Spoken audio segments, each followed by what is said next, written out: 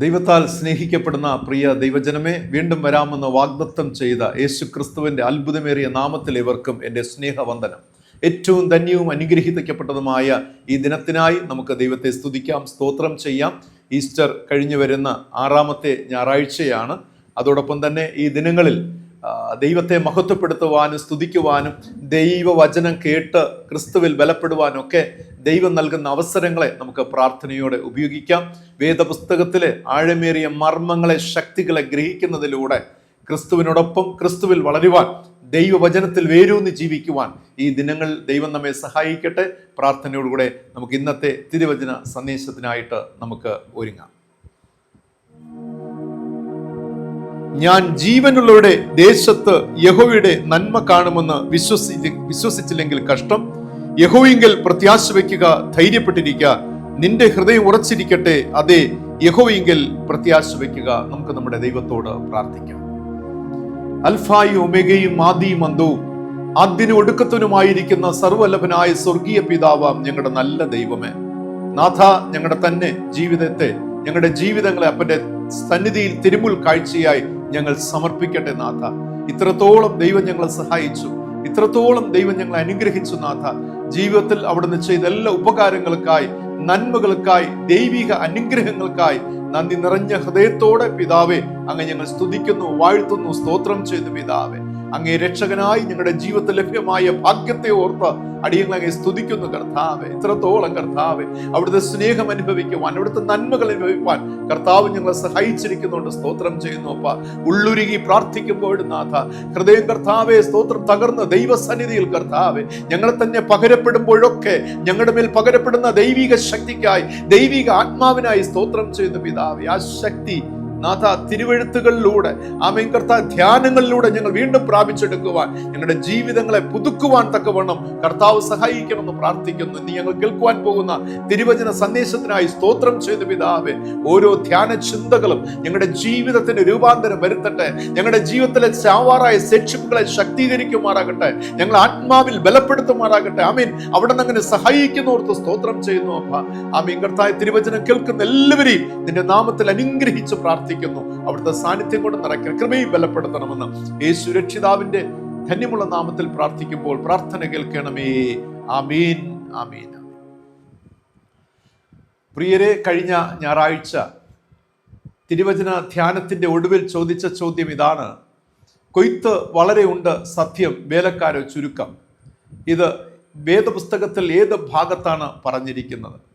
Comment ബോക്സിൽ രേഖപ്പെടുത്തിയവരെല്ലാം ശരിയായ ആൻസറാണ് നൽകിയത്. മത്തായി സുവിശേഷം 9-ാം അധ്യായം 37-ാമത്തെ വാക്യമാണ്.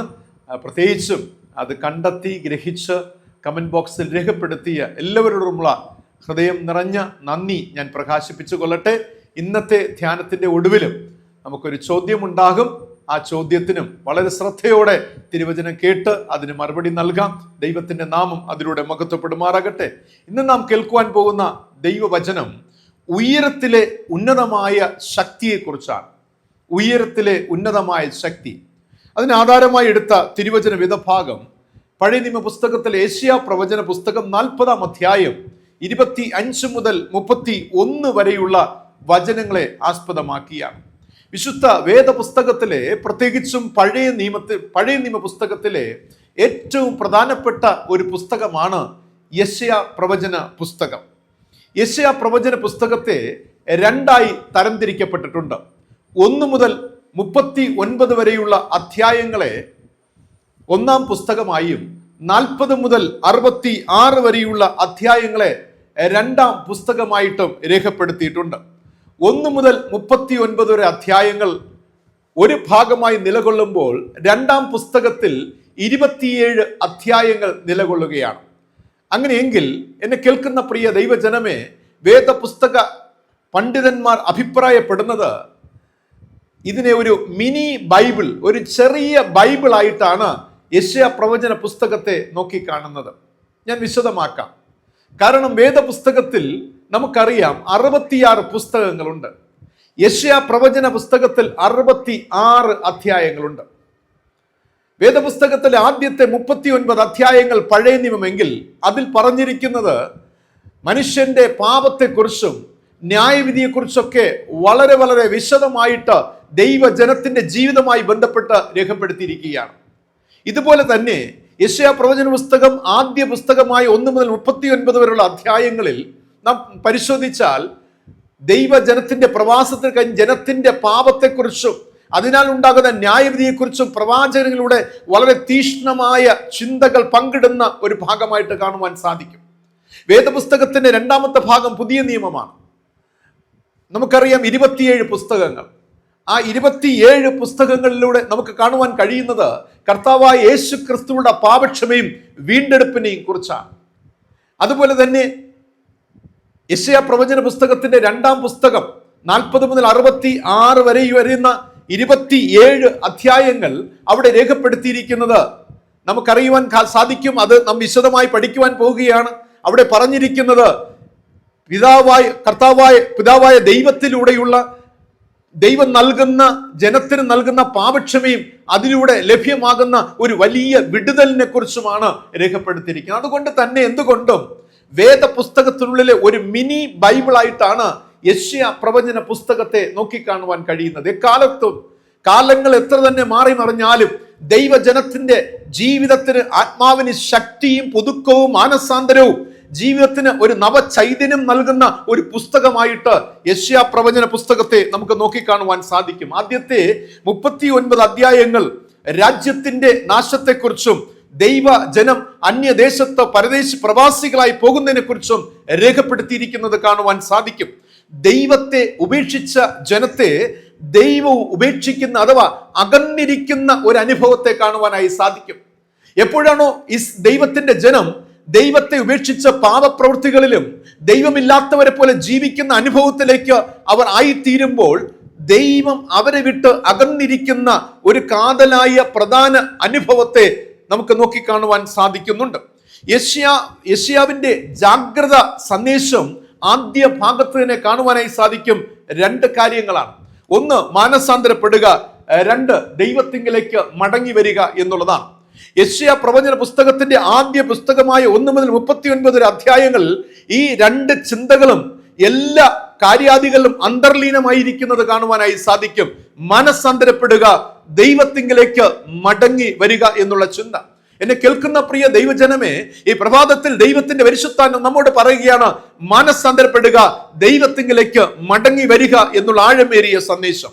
യെശയ്യാവിന്റെ പ്രത്യാശയുടെ പ്രതീക്ഷയുടെ സന്ദേശം 2ാം ഭാഗത്ത് കാണുവാനായി സാധിക്കും. 1ാം ഭാഗത്ത് മാനസാന്തരപ്പെട്ട് ദൈവത്തിങ്കിലേക്ക് മടങ്ങി വരുവാൻ പറയുമ്പോൾ യെശയ്യാ പ്രവചന പുസ്തകത്തിന്റെ 2ാം ഭാഗത്ത് ഒരു പ്രതീക്ഷ നൽകുകയാണ്.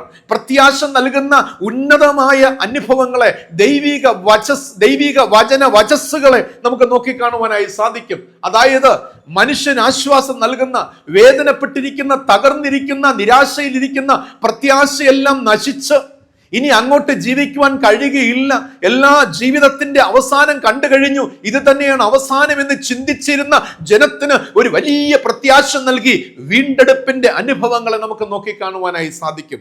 പ്രിയരെ, യെശയ്യാവ് 3 പ്രധാന കാര്യങ്ങളാണ് പ്രവാസത്തിൽ കഴിഞ്ഞിരുന്ന ജനത്തിന് നൽകുന്നത്. പ്രത്യേകിച്ചും 40ാമത്തെ അധ്യായം മുതൽ 66ാമത്തെ അധ്യായം വരെ പരിശോധിച്ചാൽ പ്രത്യാശയുടെ അനുഭവങ്ങളെ 3 ഘട്ടങ്ങളിലായിട്ട് 3 വിധങ്ങളിലായിട്ട് ചിട്ടപ്പെടുത്തി ഈ ജനത്തിന് നൽകുന്നത് കാണുവാനായി സാധിക്കും. എല്ലാ കാലഘട്ടത്തും ദൈവം തന്റെ ജനത്തെ സ്നേഹിക്കുന്നു. ഞാൻ പറഞ്ഞല്ലോ, പ്രവാസം എന്ന് പറയുന്നത് ദൈവം പൂർണ്ണമായി ജനത്തെ തള്ളിക്കളയുന്നതല്ല, മറിച്ച് ദൈവം അകന്നിരിക്കുന്ന അനുഭവം, ദൈവജനത്തിൽ നിന്ന് മാറിയിരിക്കുന്ന അനുഭവം, ദൈവം നിശബ്ദനായി തീരുന്ന അനുഭവം. എത്ര തന്നെ നിലവിളിച്ചിട്ടും എത്ര തന്നെ പ്രാർത്ഥിച്ചിട്ടും ദൈവം ഗോഡ് ബിക്കം സൈലന്റ് ആകുന്ന ഒരു പ്രത്യേക അനുഭവത്തെയാണ് അവിടെ കാണുവാനായി സാധിക്കുന്നത്. പ്രിയരെ, ജീവിതത്തിന്റെ കഴിഞ്ഞകാല അനുഭവങ്ങളിലേക്ക് നാം തിരിഞ്ഞു നോക്കിയാലും നമുക്ക് ഈ അനുഭവത്തെ നോക്കി കാണുവാനായി സാധിക്കും. ദൈവം നമ്മുടെ നാം ദൈവത്തോട് നിലവിളിച്ച് പ്രാർത്ഥിച്ച വേളകളിലൊക്കെ ദൈവം നിശബ്ദനായിരുന്ന സമയങ്ങൾ, ദൈവം ചില സമയങ്ങൾ അകന്നിരുന്ന സമയങ്ങൾ മറന്നു പോകരുതേ. ദൈവം നിശബ്ദനാകുമ്പോഴും ദൈവം അകന്നിരിക്കുമ്പോഴും ദൈവം നമ്മെ തള്ളിക്കളയുന്നതല്ല, മറിച്ച് ദൈവം നമ്മിൽ നിന്നും എന്തോ ഒന്ന് പ്രതീക്ഷിക്കുന്നുണ്ട്, എന്തോ ഒരു മാറ്റം ദൈവം നമ്മിൽ ആഗ്രഹിക്കുന്നുണ്ട്. അത് മാനസാന്തരമാകാം, ദൈവത്തിങ്കിലേക്കുള്ള മടങ്ങിവരവാകാം. ഇത് തന്നെയാണ് ദൈവജനത്തിൽ നിന്നും ദൈവം എക്കാലത്തും ആഗ്രഹിച്ചത്, യെശയ്യാ പ്രവചന പുസ്തകത്തിന്റെ കാലഘട്ടത്തും പ്രവാസത്തിൽ കഴിഞ്ഞ ജനത്തിൽ നിന്നും ദൈവം ആഗ്രഹിച്ചതും ഈ രണ്ട് കാര്യങ്ങൾ തന്നെയാണ്. ഞാൻ പറഞ്ഞല്ലോ, യെശയ്യാ പ്രധാനമായും 3 കാര്യങ്ങളാണ് പ്രവാസത്തിൽ കഴിഞ്ഞിരുന്ന ജനത്തിന് നൽകുന്നത്. ഒന്നാമത്തെ ചിന്ത എന്ന് പറയുന്നത് ഐസായ സ്പോക്ക് ആൻ എവർലാസ്റ്റിംഗ് കംഫർട്ടിനെ കുറിച്ചാണ്. അതായത് ശാശ്വതമായ ആശ്വാസത്തെക്കുറിച്ച് യെശയ്യാവ് ജനത്തോട് പറയുകയാണ്. ശാശ്വതമായ ആശ്വാസം, എവർലാസ്റ്റിംഗ് കംഫർട്ടിനെ കുറിച്ച് പറയുകയാണ്.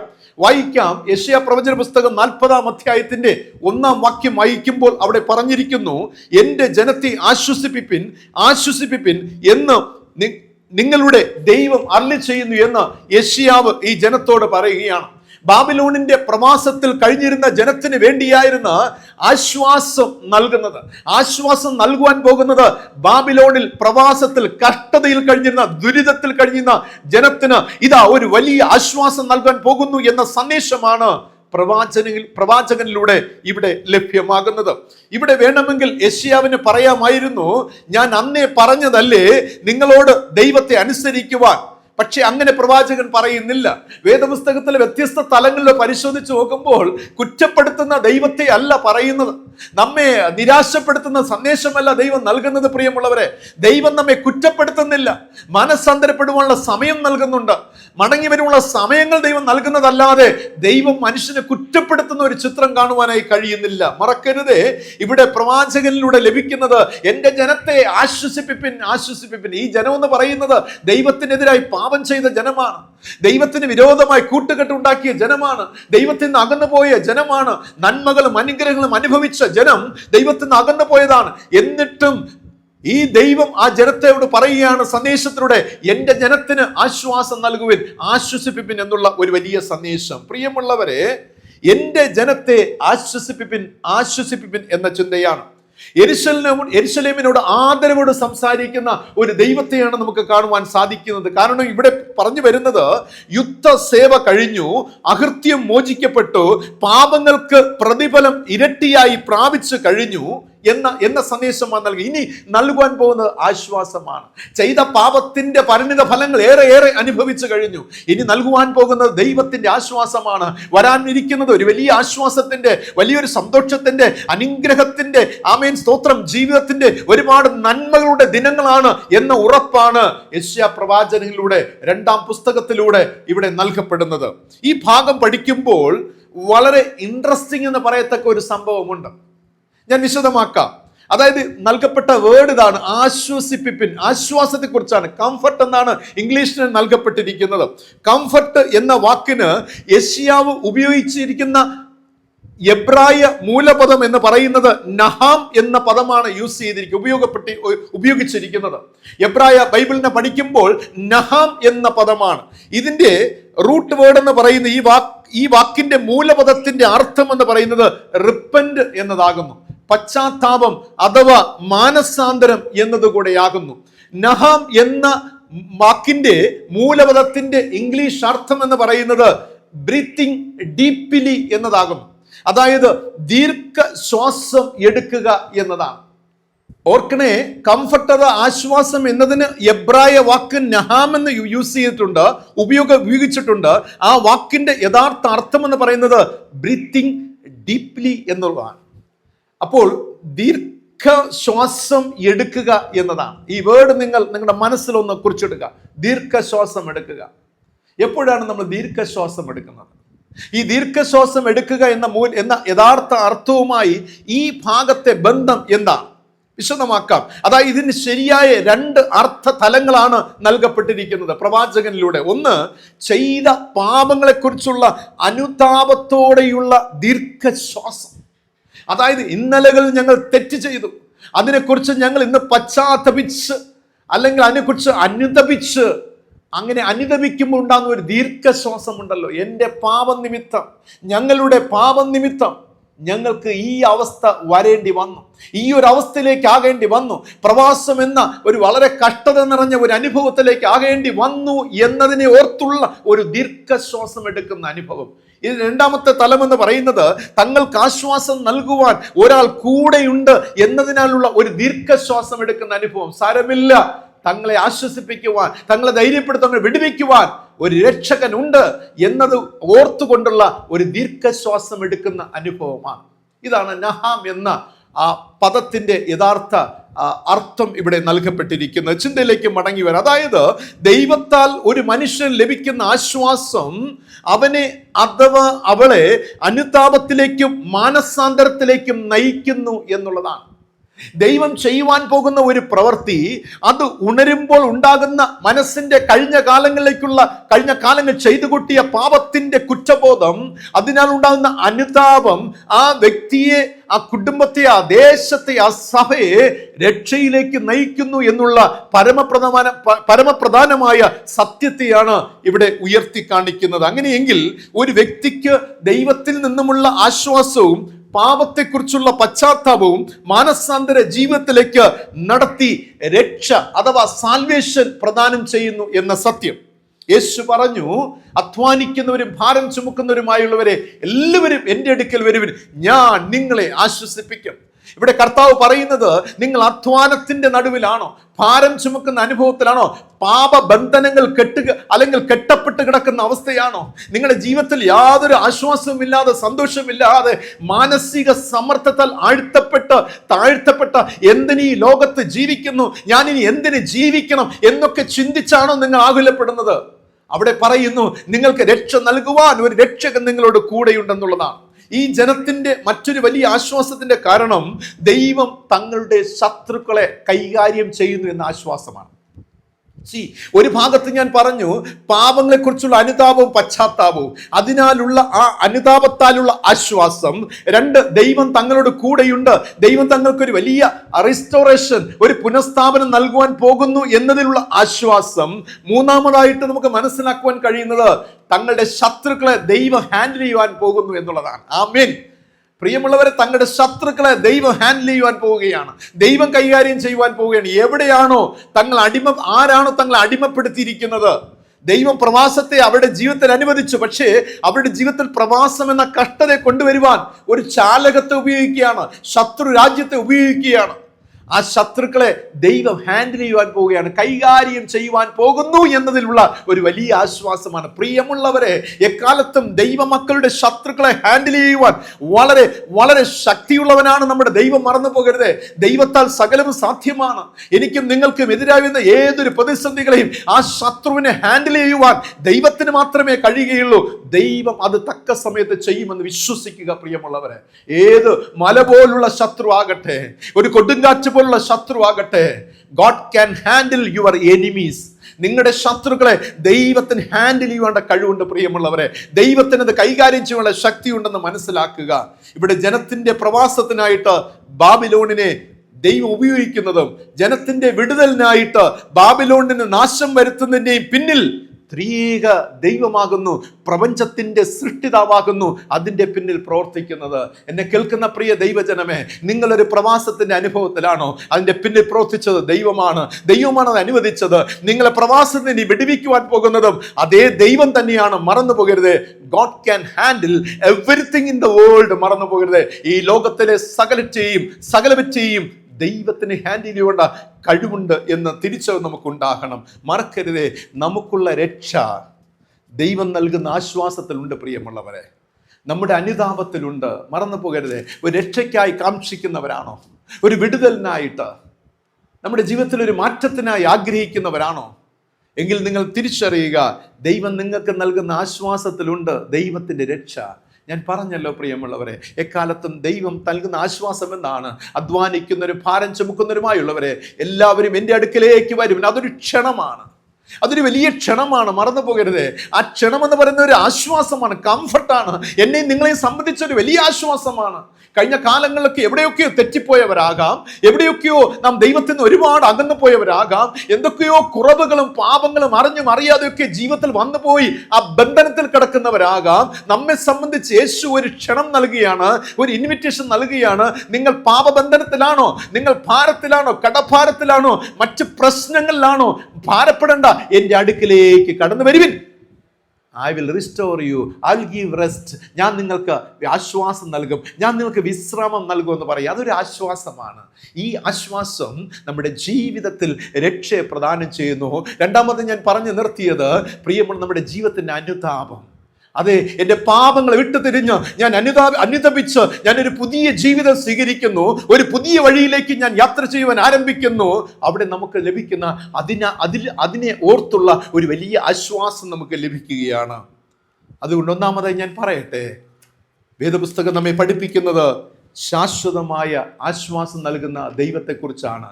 ശാശ്വതമായ ആശ്വാസം നൽകുന്ന ദൈവത്തെക്കുറിച്ചാണ് ഈ പ്രവാസത്തിൽ കഴിയുന്ന ഈ ജനത്തിന് യെശയ്യാവിലൂടെ നൽകപ്പെടുന്നത്.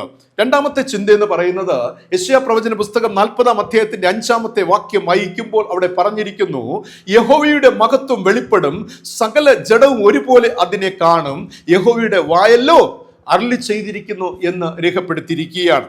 ഐസായ spoke of the everlasting word of God. ഒന്നാമതായി ഞാൻ എവർലാസ്റ്റിംഗ് കംഫർട്ടിനെ കുറിച്ച് പറഞ്ഞു. രണ്ടാമതായി പറയുവാൻ ആഗ്രഹിക്കുന്നത് ദൈവത്തിന്റെ ശാശ്വതമായ വചനത്തെക്കുറിച്ച് യെശയ്യാവ് സംസാരിക്കുകയാണ്. എവർലാസ്റ്റിംഗ് വേർഡ് ഓഫ് ഗോഡിനെ കുറിച്ച്. ഈ ലോകത്തിൽ ഒരുപാട് പേരുടെ വാക്കുകളുടെ നടുവിൽ അവസാനം വരെ നിലകൊള്ളുന്നത് ദൈവത്തിന്റെ വാക്കാകുന്നു. ഈ ലോകത്തിലെ ശാശ്വതമായ വാക്ക്, വചനം എന്ന് പറയുന്നത് it belongs to only God എന്നുള്ളതാണ്. ഇറ്റ്സ് ഫ്രം ഗോഡ് എന്നുള്ളതാണ്. പ്രിയമുള്ളവരെ, ദൈവത്തിന്റെ വാക്കാണ് ഈ ലോകത്തിലെ ശാശ്വതമായ വാക്കെന്ന് പറയുന്നത്. പലപ്പോഴും മനുഷ്യൻ നൽകുന്ന നമ്മുടെ വാക്കുകൾ, മനുഷ്യൻ നമ്മോട് പറയുന്ന ചില അവൻ തീരുമാനങ്ങൾ എടുത്ത് പറയുന്ന ചില പ്ലഡ്ജുകൾ, പ്രതിജ്ഞകൾ, അല്ലെ, ഈ ലോകത്ത് ചിലപ്പോൾ മനുഷ്യൻ നമ്മൾ പ്ലഡ്ജ് ചെയ്യാറുണ്ട്. ഈ പ്ലഡ്ജുകളൊക്കെ പലപ്പോഴും നിലനിൽക്കാത്ത പ്ലഡ്ജുകളായി മാറ്റപ്പെടുകയാണ്. സാഹചര്യം മാറുമ്പോൾ, സിറ്റുവേഷനുകൾ മാറുമ്പോൾ, ഭയപ്പെടുത്തുന്ന ആശങ്കപ്പെടുത്തുന്ന കാര്യങ്ങൾ വരുമ്പോൾ മനുഷ്യൻ ദൈവത്തോട് ചെയ്ത പ്ലഡ്ജുകൾക്ക് മാറ്റങ്ങൾ വരുത്തി അതിനൊരുപാട് റീസൺസും ആഡ് ചെയ്യുന്നുണ്ടാകാം മനുഷ്യൻ, അല്ലെ. മനുഷ്യൻ ഒരുപക്ഷെ അതിന് ദൈവം ചോദിക്കുകയാണ്, നീ എന്തുകൊണ്ട് എന്നോട് ചെയ്ത പ്ലഡ്ജിന് നീ മാറ്റം വരുത്തി എന്ന് ചോദിച്ചാൽ പറയുവാനായിട്ട് ഒരുപാട് നമുക്ക് റീസൺസ് ഉണ്ടാകാം. പക്ഷേ അതുകൊണ്ട് തന്നെയാണ് മനുഷ്യന്റെ പ്ലഡ്ജുകൾ മാറിക്കൊണ്ടേയിരിക്കും. അതുകൊണ്ടാ ബൈബിൾ പറയുന്ന മൂക്കിൽ ശ്വാസമുള്ള മനുഷ്യനെ വിശ്വസിക്കരുത്. ഈ ലോകത്തിന്റെ വാക്കുകൾ, ഈ ലോകം നൽകുന്ന പ്രതിജ്ഞകൾ, ഈ ലോകം നൽകുന്ന ഷുവർട്ടി, അല്ലെങ്കിൽ ഈ ലോകം നൽകുന്ന ഒരു ഉറപ്പുണ്ടല്ലോ, നിശ്ചയമുണ്ടല്ലോ, അതിന് ലിമിറ്റേഷൻസ് ഉണ്ട്, പരിമിതികളുണ്ട്, മറന്നു പോകരുത്. എന്നാൽ ദൈവത്തിന്റെ വാക്കോ ശാശ്വതമായത്, അത് നിലനിൽക്കുന്ന ഒന്നാണ്. Till to the eternity, till to the word of അല്ലെങ്കിൽ എൻഡ് ഓഫ് ദ വേൾഡ്, ഈ ലോകത്തിന്റെ അവസാനം വരെ ദൈവത്തിന്റെ വാക്ക് നിലനിൽക്കുന്നു എന്ന സത്യമാണ്. പ്രിയമുള്ളവരെ, ഈ ലോകത്തിന്റെ എല്ലാവറ്റിനും മാറ്റം സംഭവിക്കുമെന്ന് ഓർക്കുക. തത്വ ചിന്തകന്മാർ വരും പോകും, ഗുരുക്കന്മാർ വരും പോകും, ആൾ ദൈവങ്ങൾ വരും പോകും, രാഷ്ട്രീയ നേതൃത്വങ്ങൾ വരും പോകും. പക്ഷേ ദൈവവചനത്തിന് മാത്രം മാറ്റമുണ്ടാകില്ല. എഴുതപ്പെട്ട അല്ലെങ്കിൽ സംസാരിക്കപ്പെട്ട ദൈവത്തിന്റെ വചനത്തിന് മാറ്റമുണ്ടാകില്ല. കാരണം ദൈവവചനം ശാശ്വതമായതാണ്. ആമേൻ. Everlasting word of God. മറന്നു പോകരുത്, ദൈവത്തിന്റെ വചനം ശാശ്വതമായത്. അതുകൊണ്ടാണ് സത്യവേദപുസ്തകത്തെ ജീവിതത്തോട് ചേർത്ത് പിടിക്കണമെന്ന് ഞാൻ ആവശ്യപ്പെടുന്നത്, ഞാൻ ആഗ്രഹിക്കുന്നത്. സത്യവചനത്തെ ജീവിതത്തോട് ചേർത്ത് പിടിക്കുക. അത് ജീവിതത്തിൽ ഒരുപാട് സന്തോഷം നൽകും. പ്രിയമുള്ളവരെ, ഇന്നലകൾ നിങ്ങളെടുത്ത തീരുമാനങ്ങൾ ഇന്ന് നിങ്ങൾ മാറ്റിയേക്കാം. ജീവിതത്തിൽ ഒരുപാട് വ്യതിയാനങ്ങൾ വരുത്തിയേക്കാം. നിങ്ങളുടെ ദൈവത്തോട് നിങ്ങൾ ചെയ്ത പ്രതിജ്ഞകൾക്ക് നിങ്ങൾ എത്രയോ തവണ വീഴ്ച വരുത്തിയിട്ടുണ്ട്. ഒന്ന് ചിന്തിച്ചു നോക്കിയേ. കഴിഞ്ഞ നാളുകൾ നിങ്ങൾ ദൈവത്തോട് എടുത്ത തീരുമാനങ്ങൾ, എത്രയോ തീരുമാനങ്ങൾ എടുത്തു. കർത്താവേ, ഞാൻ ഇനി മുതൽ ഇങ്ങനെയാണ് ജീവിക്കുവാൻ ആഗ്രഹിക്കുന്നത്, എൻ്റെ ലൈഫ് ഞാൻ ചിട്ടപ്പെടുത്തുന്നത് ഇങ്ങനെയാണ്, ഇനി മറ്റു വഴികൾ എനിക്കില്ല, ഞാൻ മറ്റു വഴികളിലേക്ക് ടേൺ ചെയ്യുന്നില്ല. കഷ്ടമോ നഷ്ടമോ എന്തുമോ നേടിലും, ഒതുക്കപ്പെടലോ തള്ളപ്പെടലോ ഉപേക്ഷിക്കപ്പെടലോ അല്ലെങ്കിൽ എന്റെ ജീവിതത്തെ തന്നെ തകർക്കുന്ന എന്തനർത്ഥങ്ങൾ വന്നാലും ദൈവത്തോട് ചെയ്ത പ്ലെഡ്ജ് ഉണ്ടല്ലോ, പ്രതിജ്ഞയുണ്ടല്ലോ, അതിൽ ഞാൻ ഉറച്ചു നിൽക്കും. അതിനുവേണ്ടി ഒരുപാട് റിസ്ക് എടുത്ത് സാഹസം കാണിച്ച് നാം ദൈവത്തെ നമ്മുടെ ജീവിതത്തോട് ചേർത്ത് പിടിച്ച് മുന്നോട്ട് പോയവരാകാം. എവിടെയൊക്കെയോ പ്രിയമുള്ളവരെ, ദൈവത്തിന് കൊടുത്ത വാക്കുകളിൽ നിന്ന് നാം അല്ലെങ്കിൽ അവിടുന്ന് സ്ലിപ്പായി പോയിട്ടില്ലേ? ചിന്തിച്ചു നോക്കുക. സാഹചര്യങ്ങൾ മാറി മറിഞ്ഞപ്പോൾ, സിറ്റുവേഷനുകൾ മാറിയപ്പോൾ, എൻവിറോൺമെന്റ് മാറിയപ്പോൾ, എവിടെയൊക്കെയോ ദൈവത്തിന് കൊടുത്ത വാക്കിൽ നിന്നും നാം പതറിപ്പോയി, എവിടെയൊക്കെയോ നാം ദൈവത്തിന് കൊടുത്ത വാക്കിൽ നിന്നും വീണുപോയി. ഇന്നെന്താണ്? പലപ്പോഴും ജാതികളോട് ഇടകലർന്ന്, വിശ്വാസമില്ലാത്തവരോട് ഇടകലർന്ന് നമ്മുടെ ജീവിതം മറ്റേതോ തലങ്ങളിൽ സഞ്ചരിച്ചു കൊണ്ടിരിക്കുന്നില്ലേ? ചിന്തിക്കുക. നാം പറയുന്ന റീസണുകൾ, നാം പറയുന്ന കാരണങ്ങൾ ഒരിക്കലും പ്രിയമുള്ളവരെ ദൈവം അംഗീകരിക്കണമെന്നില്ല, അത് ദൈവം സ്വീകരിക്കണമെന്നില്ല. ദൈവം എല്ലായ്പ്പോഴും ആഗ്രഹിക്കുന്നത് ദൈവത്തിന്റെ മക്കൾ, ദൈവത്തിന്റെ ജനം, ദൈവത്തിന്റെ ശാശ്വതമായ വചനത്തിൽ ഉറച്ചു നിൽക്കണം എന്നുള്ളതാണ്. അതിൽ തന്നെ സ്റ്റേബിളായി നിൽക്കണം എന്നുള്ളതാണ്.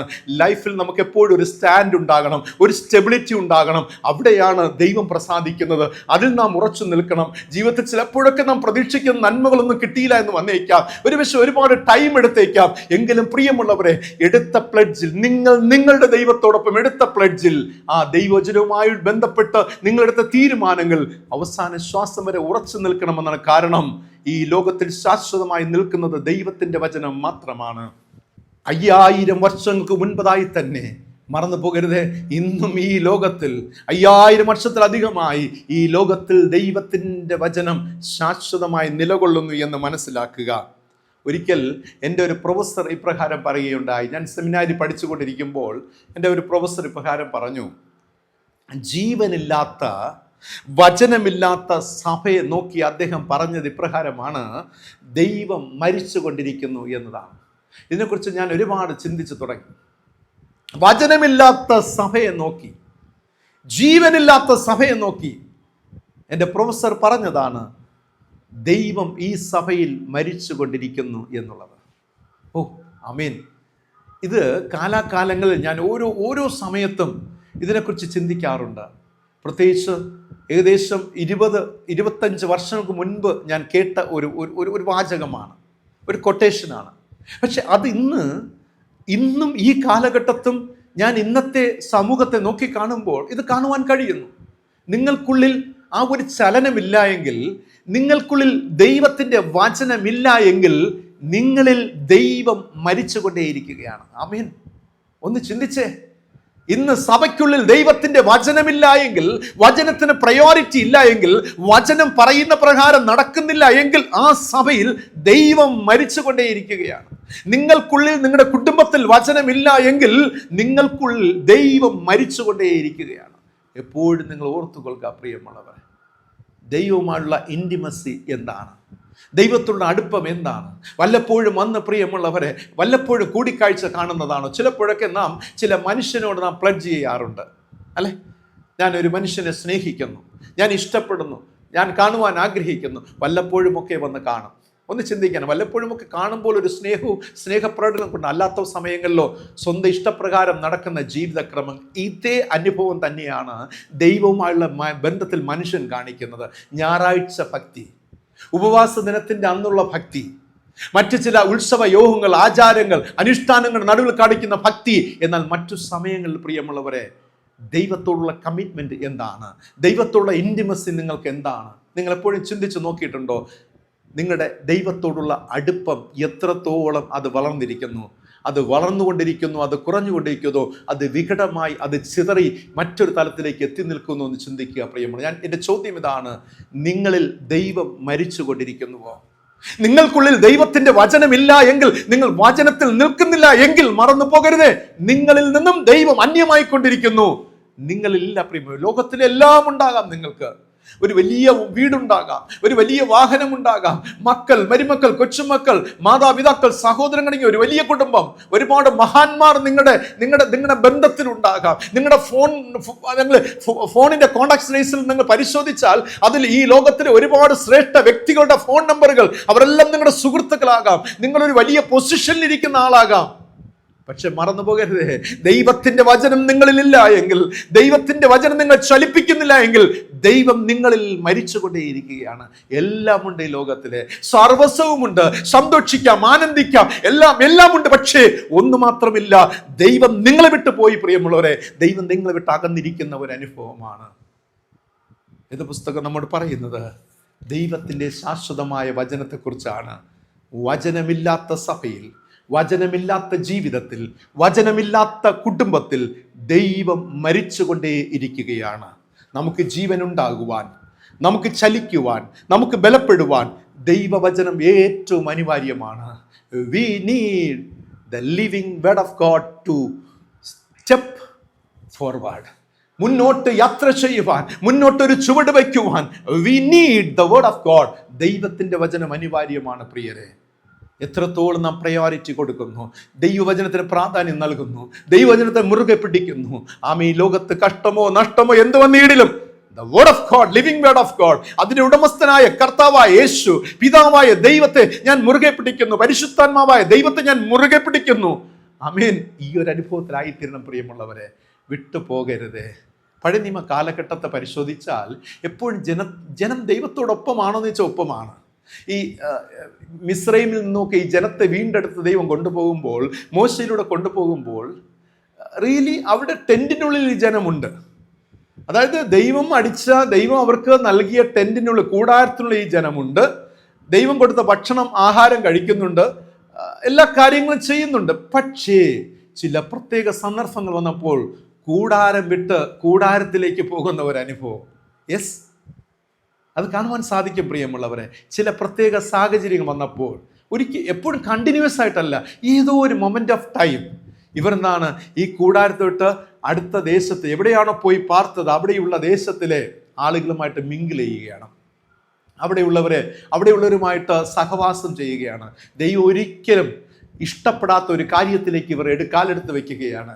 അവിടെയുള്ളവരുമായിട്ട് കൂട്ടുകൂടുന്നു, ചർച്ച ചെയ്യുന്നു, അവരുമായിട്ട് സംസാരിക്കുന്നു, അവിടെ ഇടകലരുകയാണ്. അതിനുശേഷം നമുക്ക് അവിടെ തലമുറകൾ അവിടെ വിവാഹം കഴിക്കുന്നു. അതിലൂടെ അവിടെ വിഗ്രഹങ്ങളൊക്കെ ഇവരുടെ കൂടാരത്തിലേക്ക് കടന്നു വരികയാണ്. നോക്കുക, മലിനമായ അനുഭവത്തിലേക്ക് ഈ ജനം പോകുകയാണ്. ഫോർ എ വൈൽ ഇങ്ങനെയൊക്കെ വളരെ വളരെ വളരെ ഹീനമായ അനുഭവത്തിലൂടെ പോകുമ്പോഴാണ് ദൈവം വീണ്ടും വീണ്ടും കഷ്ടതയ്ക്കായി ഇവരെ ഏൽപ്പിച്ചു കൊടുക്കുന്നത്, പ്രയാസത്തെ ഏൽപ്പിച്ചു കൊടുക്കുന്നത്. ചിലപ്പോഴൊക്കെ നമ്മൾ ചിന്തിച്ചേക്കാം, ദൈവത്തിന് ക്ഷമിച്ചുകൂടെ? ഇത്രയും നാൾ കഷ്ടത സഹിച്ചു വന്ന ജനമല്ലേ, ഇത്രയും നാൾ എല്ലാം വിട്ട് ഉപേക്ഷിച്ച്, അല്ലെങ്കിൽ മിസ്രൈമിനോട്ട് പോകാൻ പറഞ്ഞ അവിടെ അടിമത്തത്തിൽ നിന്നൊക്കെ എല്ലാം വിട്ട് ദൈവത്തിന്റെ വാക്ക് കേട്ട് വന്നവരല്ലേ, എന്തുകൊണ്ട് ദൈവം ഇവരെ പണിഷ് ചെയ്യുന്നു? കാരണം മറ്റൊന്നല്ല, ഇവിടെ മനസ്സ് ഏകാഗ്രമല്ല. കാരണം ദൈവമേ എന്ന് വിളിക്കുമ്പോഴും പലപ്പോഴും ഫോർ എ വൈൽ ഇവർ ലോകത്തിലുള്ളത് ചിന്തിക്കുകയാണ്. ഉയരത്തിലുള്ളതിനെ നോക്കി ജീവിക്കുവാൻ കർത്താവ് പറയുമ്പോൾ ഇവർ ഏതോ ഒരു സമയത്ത് ഇവർ ലോകത്തിലേക്ക് നോക്കുകയാണ്, ലോകത്തിന്റെ സെറ്റപ്പുകളിലേക്ക് നോക്കുകയാണ്, സെറ്റിങ്സിലേക്ക് നോക്കുകയാണ്, കുടുംബത്തിന്റെ അല്ലെങ്കിൽ ചുറ്റുപാടുകളുടെ സെറ്റിങ്സിലേക്ക് നോക്കി അതിലേക്ക് വീഴ്ത്തപ്പെടുന്ന അനുഭവം, അറിഞ്ഞോ അറിയാതെയോ അതിലേക്ക് തലചായ്ച്ചു കൊടുക്കുകയാണ്, അതിലേക്ക് തന്റെ ശരീരവും മനസ്സിനെയും വിട്ടുകൊടുക്കുന്ന ഒരു അനുഭവത്തിലേക്ക് മാറ്റപ്പെടുകയാണ്. ഇവിടെയാണ് ഒരു റീതിങ്ക് നമുക്ക് വേണ്ടത് പ്രിയമുള്ളവരെ. എപ്പോഴെങ്കിലും അങ്ങനെയുള്ള അനുഭവത്തിൽ നാം പോകുന്നുണ്ടോ? വേദപുസ്തകം പറയുന്നു, ദൈവജനത്തെ ദൈവം ജീവിപ്പിക്കുന്നത് തൻ്റെ വചനത്തിലൂടെയാണ്. ഈ വചനത്തെ വിട്ട് മാറരുത്. ഹോളി ബൈബിൾ നാം കൊണ്ടു നടക്കുന്നതിലല്ല. ഇന്നത്തെ ലേറ്റസ്റ്റ് ആയിട്ടുള്ള ബൈബിളുകൾ നിങ്ങളുടെ കരങ്ങളിൽ ഉണ്ടാകാം. 24 മണിക്കൂർ നിങ്ങൾ വേദപുസ്തകം ചുമക്കുന്നവരായിരിക്കാം. അല്ലെങ്കിൽ ലോകത്തിലെ ഏറ്റവും ഉന്നതമായ വേദപുസ്തകങ്ങൾ അല്ലെങ്കിൽ ഉന്നതമായ എഡിഷനുകൾ നിങ്ങളുടെ വീട്ടിലുണ്ടായിരിക്കാം. അതിൽ കാര്യമില്ല പ്രിയമുള്ളവരെ. വലിയ വലിയ കുരിശുകൾ, നിങ്ങളുടെ ക്രോസുകൾ നിങ്ങളുടെ വീട്ടിലുണ്ടായിരിക്കാം. അതൊന്നുമല്ല ഇവിടെ പ്രസക്തി പ്രിയമുള്ളവരെ. ദൈവത്തുള്ള പ്ലഡ്ജിൽ, ദൈവവചനവുമായി ബന്ധത്തിൽ നിങ്ങൾക്ക് എങ്ങനെ നിൽക്കുവാൻ സാധിക്കുന്നു? അതാണ് ഇവിടുത്തെ ചോദ്യം പ്രിയമുള്ളവരെ. നിങ്ങൾ ദൈവവചനത്തിനായി കാത്തിരിക്കുന്നവരാണോ? അതോ സ്വന്തം സുഖത്തിന് വേണ്ടി, സ്വന്തം സുഖം കാക്ഷിച്ച് താൽക്കാലിക ആശ്വാസത്തിനായിട്ട് ഈ ലോകത്തിലെ സോ കോൾഡ് സെറ്റിങ്സിനോട് ഇടകലർന്നു പോകുന്ന അനുഭവമാണോ നിങ്ങൾ ആഗ്രഹിക്കുന്നത്? എങ്കിൽ നിങ്ങൾക്ക് ഇറ്റേണിറ്റി റീച്ച് ചെയ്യുവാൻ സാധിക്കുകയില്ല പ്രിയമുള്ളവരെ. ഒരു കറക്റ്റ് ഡെസ്റ്റിനേഷൻ നിങ്ങൾക്ക് എത്തുവാൻ കഴിയുകയില്ല. ഈ ലോകത്തിൽ എല്ലാവരും ജീവിക്കുന്നുണ്ട്, അല്ലെങ്കിൽ ദരിദ്രനും ധനികനും ഒക്കെ ജീവിക്കുന്ന ലോകമാണ്. എല്ലാവർക്കും ഈ ലോകത്ത് ജീവിക്കാം, അവർ ഇഷ്ടപ്പെടുന്ന ആഗ്രഹിക്കുന്ന തലങ്ങളിൽ അവർക്ക് ജീവിക്കാം. പക്ഷേ വിട്ടുപോയതിനെ, വിട്ടുകളഞ്ഞതിനെ, തെറ്റ് എന്ന് ചിന്തിച്ചതിലേക്ക് വീണ്ടും നിങ്ങൾ കാലെടുത്ത് വെച്ചാൽ, വീണ്ടും നിങ്ങൾ മനസ്സ് അർപ്പിച്ചാൽ, മറന്നുപോകരുത്, it is we used to call as a sin. വേദപുസ്തകം എന്നു അത് പാപം. ആ പാപത്തെ വിട്ട് മടങ്ങി വരുവാൻ ആവശ്യപ്പെടുകയാണ്. ദൈവത്തിന്റെ ശാശ്വതമായ വചനം പ്രിയമുള്ളവരെ, ദൈവവചനത്തിലൂടെ നമ്മെ ബലപ്പെടുത്തുന്നത്, മുന്നോട്ട് ചലിപ്പിക്കുന്നത്, നമുക്ക് നല്ല കാഴ്ചപ്പാടുകൾ നൽകുന്നത് ദൈവത്തിന്റെ പരിശുദ്ധാത്മാവാകുന്നു. മറന്നു പോകരുത്. ഞാൻ എന്തുകൊണ്ട് ഇത്രയധികം വളരെ സ്ട്രെസ് ചെയ്ത് ഞാനിത് പറയുന്നെന്ന് ചോദിച്ചാൽ, ദൈവവചനത്തിലൂടെ ദൈവവചനത്തെ നമുക്ക് ബന്ധപ്പെടുവാൻ കഴിയുന്നുവെങ്കിൽ, നിൽക്കുവാൻ കഴിയുന്നുവെങ്കിൽ, അതിനർത്ഥം നമ്മിൽ ദൈവത്തിൻ്റെ ഹോളി സ്പിരിറ്റ് വർക്ക് ചെയ്യുന്നു എന്നുള്ളതാണ്. പരിശുദ്ധാത്മാവിന് നാം ചെവി കൊടുക്കുന്നു എന്നുള്ളതാണ്. നാം പരിശുദ്ധാത്മാവ് നയിക്കുന്ന ആ അനുഭവത്തിൽ നാം ജീവിക്കുവാൻ ഒരുങ്ങുന്നു എന്നുള്ളതാണ്. കാരണം വചനം പറയുന്നു, കർത്താവ് പറഞ്ഞു, സത്യത്തിൻ്റെ ആത്മാവെന്ന കാര്യസ്ഥൻ നിങ്ങളിൽ വരുമ്പോൾ അവൻ നിങ്ങളെ സകല സത്യത്തിലും വഴി നടത്തുമെന്നുള്ളതാണ്. ആമേൻ. സകല സത്യത്തിലും വഴി നടത്തുന്ന പരിശുദ്ധാത്മാവുണ്ടല്ലോ, അവൻ ഒരിക്കലും വചനത്തിൽ നിന്നും അകന്ന അനുഭവത്തിലേക്ക് വഴി നടത്തുകയില്ല. ദൈവത്തിന്റെ പരിധിക്ക് പുറത്തവൻ വഴി നടത്തുകയില്ല.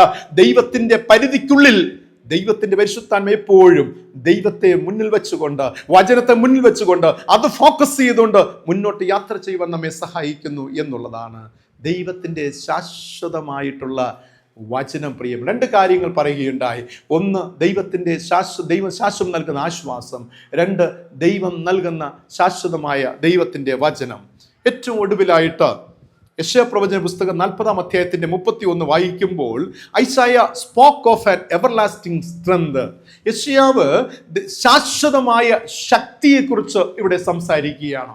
പ്രവാസത്തിൽ കിടന്ന ജനത്തിന് നൽകുന്ന ഒരു വലിയ നന്മ എന്ന് പറയുന്നത് ശാശ്വതമായ ശക്തിയെക്കുറിച്ച് പറയുകയാണ്. എന്താണെന്ന് നോക്കാം. 28-ാമത്തെ വാക്യത്തിൽ, അതുപോലെ 40-ാം അധ്യായത്തിന്റെ 28-ലും യെശയ്യാവ് ചോദിക്കുകയാണ്, യഹോവ നിത്യ ദൈവം എന്നത് നിനക്ക് അറിഞ്ഞുകൂടായോ? നീ കേട്ടിട്ടില്ലയോ? ഈ വാക്യങ്ങൾ വളരെ വളരെ സ്പഷ്ടമാണ്. അതായത് 40-ാം അധ്യായത്തിന്റെ 28-ാമത്തെ വാക്യം, അത് വളരെ ശ്രദ്ധിക്കുക. 40-ാം അധ്യായത്തിന്റെ 28-ാമത്തെ വാക്യത്തിൽ ചോദിക്കുകയാണ്, യഹോവ നിങ്ങൾ ആരാധിക്കുന്ന ആ ദൈവം നിത്യ ദൈവം എന്ന് നിങ്ങൾക്ക് അറിഞ്ഞുകൂടായോ?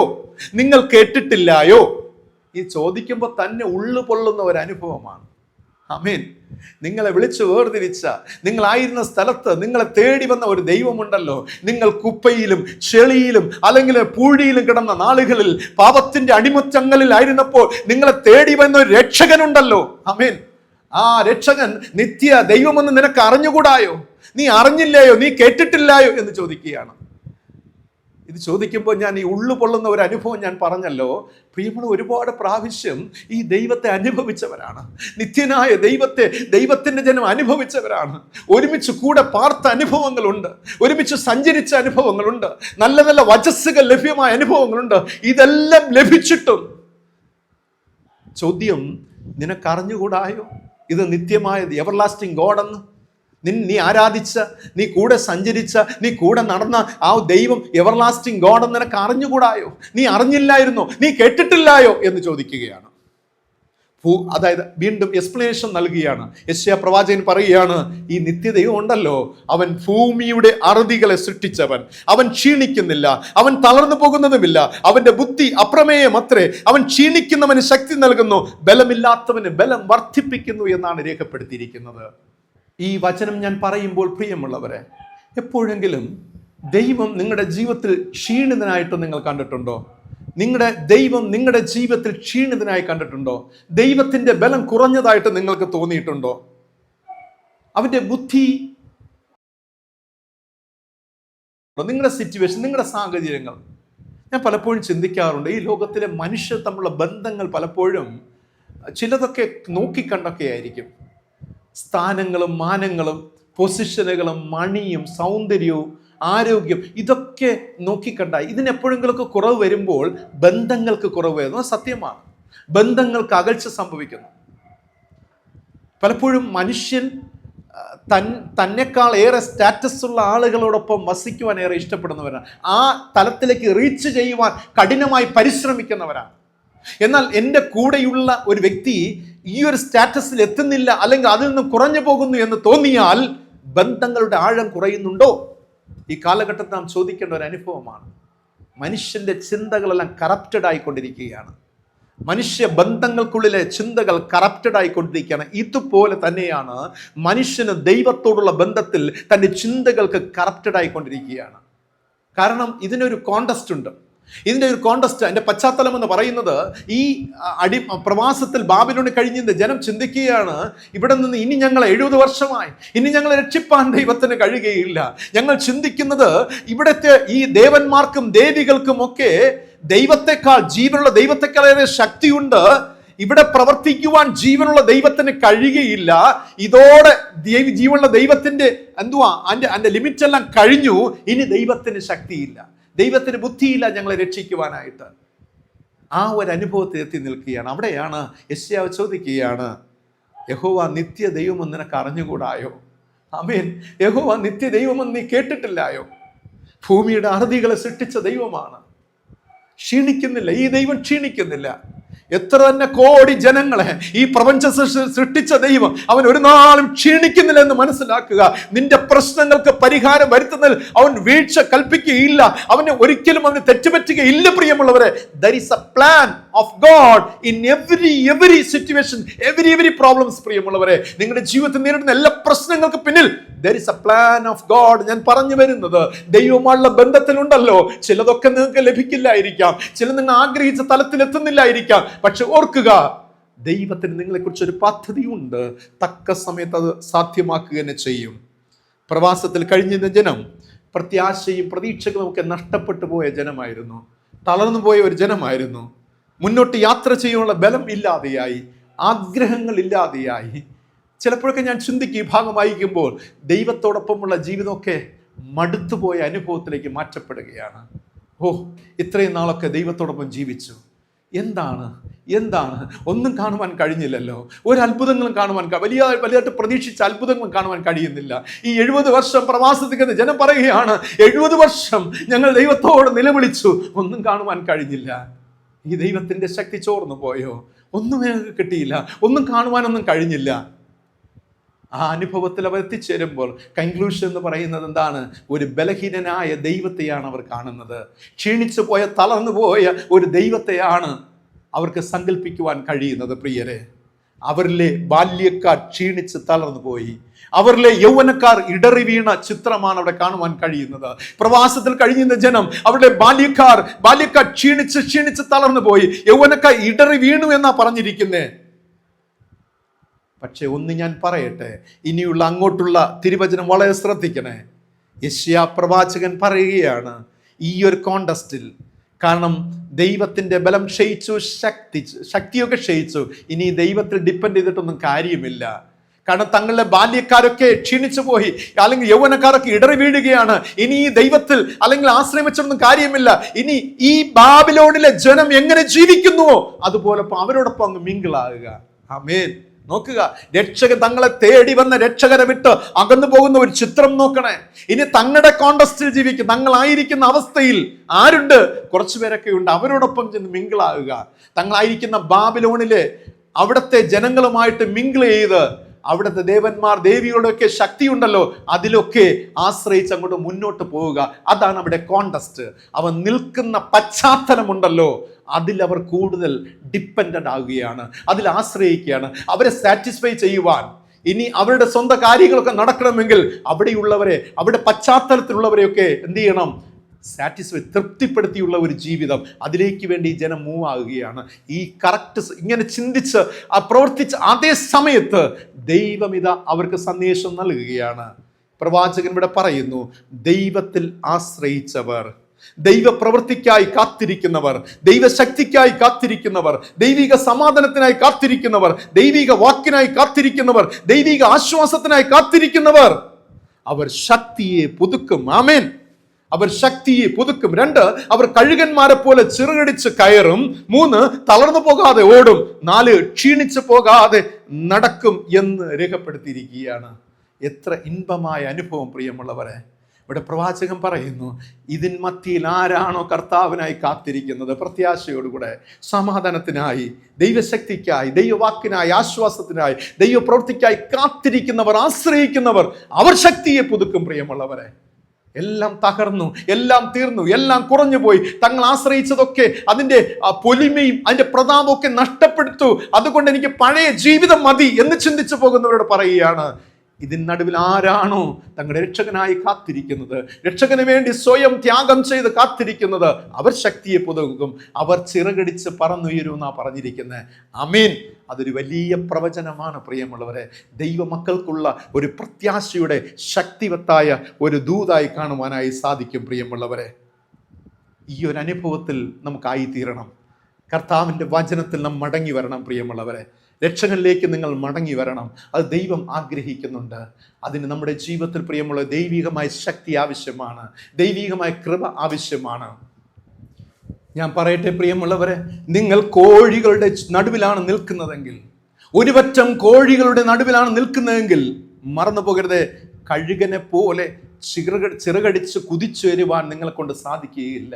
നിങ്ങൾ കോഴികളുടെ നടുവിലാണ് നിങ്ങളുടെ വാസമെങ്കിൽ, പോര് കോഴികളുടെ, നിങ്ങൾ പറഞ്ഞേക്കാം, ഞാൻ സാധാരണ കോഴികളുടെ നടുവിലല്ല, പോര് ചെയ്യുന്ന, യുദ്ധം ചെയ്യുന്ന, മല്ലിടുന്ന, പോരാടുന്ന ഒരു പറ്റം കോഴികളുടെ നടുവിലാണ് ഞാൻ ആയിരിക്കുന്നതെങ്കിൽ മറന്നു പോകരുത്, നിങ്ങൾക്ക് കഴുകനെ പോലെ ചിറകടിച്ച് കുതിച്ചേരുവാൻ കഴിയുകയില്ല. പക്ഷേ ഞാൻ പറയട്ടെ, ഇത് ലോകത്തിലെ ഒരു തത്വമാണ്. പക്ഷെ ഞാൻ പറയട്ടെ, നമുക്ക് ചുറ്റിലുമുള്ള പോരു കോഴികളെ, ഒരു കൂട്ടം വാൻകോഴികളെ നാം ചേർത്ത് നിൽക്കണം എന്നുള്ളതാണ്. നമുക്ക് ചുറ്റും നിൽക്കുന്ന ഈ പോരു കോഴികളെ നാം ചേർത്ത് നിൽക്കണം. എങ്കിൽ മാത്രമേ കഴുകനെ പോലെ പറന്നുയരുവാൻ, നമുക്ക് കുതിച്ചുയരുവാൻ കഴിയുകയുള്ളൂ. ദൈവം പറക്കുന്നതിന് നമുക്കൊരു വഴി കാണിച്ചു തരും പ്രിയമുള്ളവരെ. ദൈവം നമുക്ക് പറക്കുന്നതിന് ഒരു വഴി കാണിച്ചു തരുമ്പോൾ നമ്മുടെ ചുറ്റുമുള്ള ഈ ലോകം നമുക്കൊരു പ്രശ്നമേ അല്ല എന്ന് മനസ്സിലാക്കുക. ഒരു പ്രശ്നമേ അല്ല എന്ന് മനസ്സിലാക്കുക. ദൈവത്തോടൊപ്പം ആത്മാവുള്ള ജീവിതം നയിക്കുവാൻ നിങ്ങൾ തീരുമാനിച്ചു കഴിഞ്ഞാൽ നിങ്ങൾക്ക് ചുറ്റുമുള്ളവർ ഒരു പ്രശ്നമേ അല്ല. ഈ ലോകത്തിൻ്റെ സമ്പത്ത് വ്യവസ്ഥകൾ, ഈ ലോകത്തിൻ്റെ സെറ്റിങ്സുകൾ നിങ്ങൾക്കൊരു പ്രശ്നമേ അല്ല. തീരുമാനം നിങ്ങളുടേതാണ്. ദൈവത്തോടൊപ്പം നടക്കുവാൻ, സഞ്ചരിക്കുവാൻ നിങ്ങൾ തീരുമാനിച്ചു കഴിഞ്ഞാൽ ഈ ലോകം നിങ്ങൾക്കൊരു പ്രശ്നമേ അല്ല പ്രിയമുള്ളവരെ. ഒരിക്കൽ ഒരു ബാലൻ അവധിക്കാലത്ത് തൻ്റെ അപ്പൂപ്പൻ്റെ ഗ്രാൻഡ് ഫാദറിൻ്റെ വീട്ടിൽ ചെല്ലുവാനിടയായി. കുറേ ദിവസം അവർ ആ ബാലൻ ആ വീട്ടിൽ പാർക്കുകയുണ്ടായി. വളരെ സന്തോഷമുള്ള അവധിക്കാലമായിരുന്നു. അപ്പച്ചനോടൊപ്പം എന്നും നടക്കുവാൻ ഇറങ്ങും. സന്തോഷമുള്ള അനുഭവങ്ങൾ, നല്ല ഭക്ഷണമൊക്കെ അപ്പച്ചൻ വാങ്ങിക്കൊടുക്കും, എല്ലാം ഉണ്ടായിരുന്നു. ഒരു ദിവസം ഇവർ നടക്കുവാനായി ഇറങ്ങിയപ്പോൾ അവർക്ക് ചെറിയൊരു പക്ഷിക്കുഞ്ഞിനെ കണ്ടെത്തുവാനിടയായി. ഒരു ചെറിയൊരു പക്ഷിക്കുഞ്ഞ്. അപ്പോൾ ഇവർക്ക് മനസ്സിലായില്ല, ഒരു കുഞ്ഞു പക്ഷിക്കുഞ്ഞ്. അപ്പോൾ ഈ കൊച്ചു ബാലൻ പറഞ്ഞു, അപ്പച്ച എനിക്ക് ആ ചെറിയ പക്ഷിക്കുഞ്ഞിനെ വേണം, നമുക്ക് വീട്ടിൽ കൊണ്ടുപോകാം. അപ്പച്ചൻ സമ്മതിച്ചു. അതിനെ തങ്ങളുടെ കരങ്ങളിൽ ഇങ്ങനെ കോരിയെടുത്തു, വീട്ടിൽ കൊണ്ടുപോയി ഒരു കോഴിയും ഒരു 10-20ഓളം കൊച്ചു കുഞ്ഞുങ്ങളൊക്കെ വിരിഞ്ഞ് അവർക്ക് വളർന്നു വരുന്ന ഒരു സമയമാണ്. അപ്പോൾ ഈ അപ്പച്ചൻ പറഞ്ഞു, നമുക്കൊരു കാര്യം ചെയ്യാം, ഈ ചെറിയ പക്ഷിക്കുഞ്ഞിനെ ആ കോഴിക്കുഞ്ഞുങ്ങളോടൊപ്പം ഇട്ട് വളർത്താം. അപ്പോൾ അതിനാവശ്യമായ ധാന്യമണികൾ കിട്ടും, ആ അമ്മ കോഴി അതിനെ ശ്രദ്ധിച്ചു കൊള്ളും. അങ്ങനെ ഈ ചെറിയ പക്ഷിക്കുഞ്ഞിനെ ഈ തള്ളക്കോഴിയുടെ അടുക്കലേക്ക് മറ്റു കുഞ്ഞുങ്ങളോടൊപ്പം വിടുവാനിടയായി. അത് ഗ്രാജുവലായിട്ട് വളർന്നു. കോഴി കഴിക്കുന്ന ഭക്ഷണമൊക്കെ ഇതും ശീലിച്ചു. അതിൻ്റെ ശബ്ദം പരിചിതമായി, പരസ്പരം കമ്മ്യൂണിക്കേറ്റ് ചെയ്യുവാൻ കഴിയുന്നുണ്ട്. ലാംഗ്വേജ്, കാരണം ചെറുപ്പത്തിലെ ചെറിയ പക്ഷിക്കുഞ്ഞാണ്, അപ്പോൾ പക്ഷിക്കുഞ്ഞിന് മെജോറിറ്റി വരുന്ന കോഴിക്കുഞ്ഞുങ്ങളുടെ ലാംഗ്വേജും മറ്റിതെല്ലാം പഠിച്ച് ശീലിച്ചു. ചുരുക്കത്തിൽ ഈ പക്ഷിക്കുഞ്ഞ് വളർന്നു വന്ന ആ കോഴിക്കൂട്ടിനുള്ളിലെ ജീവിത സാഹചര്യവുമായി പൊരുത്തപ്പെട്ട് കഴിഞ്ഞു. അവരുടെ ഭക്ഷണം, അവരുടെ രീതി, അവരുടെ ശീലം എല്ലാം എന്താണ്, അവരിലുള്ള ഒരാളായി തീർന്നു എന്നുള്ളതാണ്. കുറച്ച് കാലം കഴിഞ്ഞപ്പോൾ ഒരു ദിവസം പുറത്തു നിന്ന് ഈ പക്ഷിക്കുഞ്ഞുങ്ങളോടൊപ്പം തന്നെ, ഇപ്പം ഈ കോഴിക്കുഞ്ഞുങ്ങളോടൊപ്പം തന്നെ ഈ പക്ഷിക്കുഞ്ഞും ഭക്ഷണമൊക്കെ കഴിച്ചുകൊണ്ട് നിൽക്കുകയാണ്. വാസ്തവത്തിൽ ഞാൻ ഇടയ്ക്കൊന്ന് സൂചിപ്പിക്കട്ടെ, ഈ പക്ഷിക്കുഞ്ഞെന്ന് പറഞ്ഞ് എടുത്തുകൊണ്ട് വന്നത് ഒരു കഴുകൻ കുഞ്ഞിനെയായിരുന്നു. ഈ കഴുകൻ കുഞ്ഞാണ് ഈ പക്ഷിക്കുഞ്ഞുങ്ങളോടൊപ്പം ഭക്ഷണം കഴിച്ച് അവരുടെ ശീലങ്ങളൊക്കെ സ്വാംശീകരിച്ചുകൊണ്ട് ഇങ്ങനെ ജീവിച്ചു വരുന്നത്. ഒരു ദിവസം ഉച്ച സമയത്ത് ഇവർ ധാന്യമണികളൊക്കെ ഭക്ഷിച്ചുകൊണ്ട് നിൽക്കുമ്പോൾ ഈ പക്ഷിക്കുഞ്ഞിൻ്റെ, കഴുകൻ്റെ പിതാവ് കഴുകൻ, ആ വലിയ കഴുകൻ തൻ്റെ കുഞ്ഞിനെ തേടി ഇങ്ങനെ നടക്കുകയാണ്. അങ്ങനെ ആ ദിവസം എത്തിയപ്പോൾ ഈ കുഞ്ഞിനെ കണ്ടെത്തുവാനിടയായി. അങ്ങനെ ഈ കഴുകൻ കുഞ്ഞിൻ്റെ പിതാവ് ഈ കഴുകൻ കുഞ്ഞിനെ കണ്ടതും തൻ്റെ കുഞ്ഞിനെ കണ്ട് എന്തെന്നില്ലാത്ത ആവേശത്തോടെ താഴ്ന്നു പറക്കുവാനിടയായി. താഴ്ന്നു പറന്ന് അതൊരു ശബ്ദം പുറപ്പെടുവിച്ചു. തൻ്റെ കുഞ്ഞിനെ വളരെ ആവേശത്തോടെ അത് വിളിക്കുവാനിടയായി. തൻ്റെ ശബ്ദത്തിൽ വിളിക്കുകയാണ്, തൻ്റെ അടുക്കലേക്ക് വിളിക്കുവാനിടയായി. ഇത് കേട്ട മാത്രമേ തന്നെ കോഴിക്കുഞ്ഞിനൊപ്പം ധാന്യമണികളൊക്കെ ഭക്ഷിച്ചു കൊണ്ടിരുന്ന ഈ കഴുകൻ കുഞ്ഞ് ഇതൊന്ന് ചിറകുകളൊക്കെ ഒന്ന് വിടർത്തി, തൻ്റെ ശരീരമൊക്കെ ഒന്ന് കുടഞ്ഞു, ചിറകുകളൊക്കെ ഒന്ന് ഉയർത്തിയ ശേഷം ഇതും ശബ്ദം പുറപ്പെടുവിച്ചു. ശബ്ദം പുറപ്പെടുവിച്ച് തൻ്റെ പിതാവായ കഴുകൻ ആ ക്ഷണിച്ച ആ സ്ഥലത്തേക്ക് ഇത് കുതിച്ച് പറന്ന് ഉയരുവാൻ ഇടയായി. മറ്റു കുഞ്ഞുങ്ങളും കോഴിക്കുഞ്ഞുങ്ങളും മറ്റു കോഴികളും ഇത് കണ്ട് അതും പറക്കുവാനായി ശ്രമിച്ചു, അതിന് സാധിച്ചില്ല. നിങ്ങൾക്ക് മനസ്സിലാകുന്നെന്ന് കരുതുന്നു. അത് ഈ പക്ഷിക്കുഞ്ഞ്, ഈ കഴുകൻ കുഞ്ഞ് പറന്നുപോയി. ഈ കോഴിക്കുഞ്ഞുങ്ങൾ ശേഷം തങ്ങൾക്കുമുള്ള ധാന്യമണികളൊക്കെ കഴിച്ച് അതങ്ങനെ കഴിഞ്ഞുകൂടുവാൻ ഇടയായി. ഞാൻ പറഞ്ഞു വന്നത്, നിങ്ങൾ നിൽക്കുന്ന സാഹചര്യം, ഈ ലോകമെന്ന് പറയുന്ന പ്രിയമുള്ളവരെ, ഇവിടെയാണ് ദൈവം തൻ്റെ ശക്തിയെ നിങ്ങൾക്കുള്ളിലാക്കി ഇവിടെ നട്ടിരിക്കുന്നത്, നിർത്തിയിരിക്കുന്നത്. പ്രിയമുള്ളവരെ, നിങ്ങൾക്കുള്ളിലുള്ള ശക്തി ഉണ്ടല്ലോ, അത് ദൈവത്തിൻ്റെ ശക്തിയാണ്. ദൈവം തൻ്റെ സ്വന്തം സാദൃശ്യത്തിലും തൻ്റെ രൂപത്തിലുമാണ് നിങ്ങളെ സൃഷ്ടിച്ചിരിക്കുന്നത്. നിങ്ങളൊരു കഴുകൻ കുഞ്ഞാണ് പ്രിയമുള്ളവരെ, നിങ്ങളൊരു കോഴിക്കുഞ്ഞല്ല എന്ന് നിങ്ങൾ തിരിച്ചറിയണം. കോഴിക്കുഞ്ഞുങ്ങളെ പോലെ, ആമേൻ, ഈ ലോകത്ത് നിങ്ങൾ കഴുകൻ കുഞ്ഞായി ജനിച്ചു. നിങ്ങൾ കോഴികളോടൊപ്പം ചേർന്ന് അതിൻ്റെ രീതികളും ശീലങ്ങളും ഒക്കെ അതിനോടൊപ്പം കൂടി അങ്ങനെ ജീവിക്കുവാനല്ല പിതാവായ ദൈവം നിങ്ങളെ സൃഷ്ടിച്ചത്. പ്രിയമുള്ളവരെ, പിതാവായ ദൈവം നിങ്ങളെ വിളിക്കുമ്പോൾ നിങ്ങളുടെ ആറ്റിറ്റ്യൂഡ് എന്താണ്, മനോഭാവം എന്താണ്? ചിറകടിച്ച് കുതിച്ച് പിതാവിൻ്റെ അടുക്കലോളം പറന്നുയരുവാൻ നിങ്ങൾക്കുള്ളിൽ ശക്തി ഉണ്ടോ പ്രിയമുള്ളവരെ? അതോ ശക്തി നഷ്ടപ്പെട്ടവരായി, ചോർന്നു പോയവരായി, മന്ദബുദ്ധികളായി ഇന്നും ഈ ലോകത്തിൻ്റെ സോക്കോൾഡ് സെറ്റിങ്സിനുള്ളിൽ നാം അങ്ങനെ കഴിഞ്ഞുകൂടുന്ന അനുഭവത്തിലാണോ ചിന്തിക്കുക പ്രിയമുള്ളവരെ? വേദപുസ്തകം പറയുന്നത്, ഈ പക്ഷിക്കുഞ്ഞിൻ്റെ വാസം ജീവിതം കോഴിക്കുഞ്ഞുങ്ങളൊപ്പം ആയിരുന്നെങ്കിലും അതിനുള്ളിലെ ശക്തി കഴുകൻ്റെ ശക്തിയായിരുന്നു. ശരിയായ പിതാവിൻ്റെ ശബ്ദം കേട്ടപ്പോൾ ശരിയായ പിതാവിൻ്റെ അടുക്കിലേക്ക് ഈ പക്ഷിക്കുഞ്ഞ് കുതിച്ച് ഉയരുകയാണ്. ഓർക്കുക, കോഴിക്കുഞ്ഞുങ്ങൾക്കും ഒരു പരിധി വരെ പറക്കുവാൻ കഴിയും. മറക്കരുതേ, കോഴിക്കുഞ്ഞുങ്ങൾക്കും ഒരു പരിധി വരെ പറക്കുവാൻ കഴിയും, പക്ഷികൾക്കും പറക്കുവാൻ കഴിയും. പക്ഷേ കോഴിക്കുഞ്ഞുങ്ങൾ നിലവുമായി കൂടുതൽ കംഫർട്ടാണ്. കോഴിക്കുഞ്ഞുങ്ങൾ എപ്പോഴും ഈ നിലവുമായിട്ട് കൂടുതൽ ആശ്വാസം കണ്ടെത്തുന്നത്, അത് കംഫർട്ടാണ്. പക്ഷേ പക്ഷികൾ എന്നത് അത് പറക്കും പ്രിയമുള്ളവരെ. ഒരു വൃക്ഷത്തിൽ നിന്നും അടുത്ത വൃക്ഷത്തിലേക്ക് പക്ഷികൾ പറക്കും. പക്ഷേ കഴുകന്മാർ അത് മുകളിലോട്ട് കുതിച്ച് ഉയരും പ്രിയമുള്ളവരെ. അതുകൊണ്ടാണ് വേദപുസ്തകം എന്താണ് കഴുകന്മാരെ സൂചിപ്പിച്ചിരിക്കുന്നത്, ഒരു സാദൃശ്യമായി എടുത്തിരിക്കുന്നത്. ദൈവം പ്രവാചകനോട് പറയുന്ന കഴുകന്മാരെ പോലെ അവർ ശക്തി പ്രാപിച്ചത് മുകളിലോട്ട് കുതിച്ചുയരുമെന്ന് പറഞ്ഞിരിക്കുന്നത് അതുകൊണ്ടാണ്. കോഴികൾക്ക് പറക്കാൻ പറ്റും, പക്ഷെ അത് നിലത്തിൽ കംഫർട്ടാണ്. പക്ഷികൾക്കും പറക്കുവാൻ കഴിയും, അത് ഒരു കൊമ്പിൽ നിന്ന് മറ്റൊരു കൊമ്പിലേക്ക്. പക്ഷെ കഴുകന്മാർ അങ്ങനെയല്ല, അതിനും പറക്കുവാൻ കഴിയും, അതിന് മുകളിലോട്ട് കുതിച്ചുയരുവാനായിട്ട് കഴിയും പ്രിയരെ. അവർക്ക് അതിനുള്ള ശക്തിയുണ്ട്, അതിനുള്ള സ്വാതന്ത്ര്യമുണ്ട്. അവർ ആകാശ മണ്ഡലങ്ങൾക്ക് സ്വന്തമാണ് പ്രിയമുള്ളവരെ. ഇതുപോലെ ഒരു വ്യത്യസ്തമായ ആത്മാവിന് ശക്തിയാണ് എന്നിലും നിങ്ങൾക്കുള്ളിലും ദൈവം നിയോഗിച്ചാക്കിയിരിക്കുന്നത്, നമുക്കുള്ളിൽ നൽകപ്പെട്ടിരിക്കുന്നത്. ഈ ശക്തി വഹിച്ചുകൊണ്ടാണ് നാം ഈ ഭൂമിയിൽ മറ്റുള്ളവരോടൊപ്പം വസിക്കുന്നത്. മറന്നുപോയി, നമ്മുടെ കുടുംബത്തിനുള്ളിൽ നാം ആയിരിക്കുന്ന സ്ഥലങ്ങളിലൊക്കെ ഈ ശക്തിയും വഹിച്ചുകൊണ്ടാണ് നാം ആയിരിക്കുന്നതെന്ന് മനസ്സിലാക്കുക. നിങ്ങൾക്കുള്ളിൽ ദൈവത്തിൻ്റെ ഒരു ശക്തി ഉണ്ട് പ്രിയമുള്ളവരെ, ഒരു ദൈവികമായ ശക്തിയുണ്ട്. പക്ഷേ ഓർക്കുക, നമ്മിൽ ഒരു ഉന്നതമായ വിളിയുണ്ട് പ്രിയമുള്ളവരെ. നമുക്കുള്ളിൽ ഒരു ഉന്നതമായ വിളിയുണ്ട്. ആ കഴുകൻ തൻ്റെ കുഞ്ഞിനെ വന്ന് വിളിച്ചതുപോലെ സ്വർഗീയ പിതാവായ ദൈവം എന്നെ നിങ്ങളെ ഓരോ നിമിഷം വിളിക്കുകയാണ്. ആമേൻ, എൻ്റെ അടുക്കിലേക്ക് വാ എന്ന്. ആമേൻ, നിന്റെ അധ്വാനങ്ങളും നിന്റെ പരിശ്രമങ്ങളും നിവേദനങ്ങളും ഭാരങ്ങളും ഒക്കെ മാറ്റുവാൻ എന്നാൽ കഴിയും. ആമേൻ, അതിനായി ഞാൻ നൽകുന്ന സമാധാനമുണ്ടല്ലോ, കംഫർട്ട് ഉണ്ടല്ലോ, ആശ്വാസമുണ്ടല്ലോ, ഞാൻ നൽകുന്ന എൻ്റെ വചനമുണ്ടല്ലോ, ഞാൻ നൽകിയിരിക്കുന്ന ശക്തിയുണ്ടല്ലോ, എൻ്റെ അടുക്കലോളം വരുവാൻ നിങ്ങളെ സഹായിക്കും. നമ്മിൽ നൽകപ്പെട്ടിരിക്കുന്ന നമ്മുടെ പിതാവായ ദൈവത്തിൻ്റെ ശക്തിയുടെ സഹായത്താൽ കുതിച്ചുയർന്ന് ദൈവത്തോടൊപ്പം പറക്കണം, ദൈവത്തോടൊപ്പം സഞ്ചരിക്കണമെന്നാണ് ദൈവം ആഗ്രഹിക്കുന്നത്. ആ ഒരു അനുഭവം നമ്മുടെ ജീവിതത്തിൽ ഉണ്ടാകണം പ്രിയമുള്ളവരെ. ആ ജീവിതത്തിൽ നാം വസിക്കണം. 3 തിരഞ്ഞെടുപ്പുകളാണ് ഇവിടെ നൽകുന്നത്. ഞാൻ പറഞ്ഞ ഒരു ചെറിയ ഇലസ്ട്രേഷനിലൂടെ 3 തിരഞ്ഞെടുപ്പാണ്. ഒന്ന്, നിങ്ങൾക്ക് പറക്കുവാനുള്ള ശക്തിയുണ്ട്, പക്ഷേ നിങ്ങൾക്ക് നിലത്ത് മറ്റ് മനുഷ്യരോടൊപ്പം നിങ്ങൾക്ക് പാർക്കുവാൻ സാധിക്കും, മറ്റു മനുഷ്യരോടൊപ്പം മിങ്കിൾ ചെയ്ത് അങ്ങനെ ഒരു അനുഭവത്തിൽ നിങ്ങൾക്ക് പോകാൻ, കോഴിക്കുഞ്ഞുങ്ങളെപ്പോലെ നിങ്ങൾക്ക് ജീവിക്കുവാൻ കഴിയും.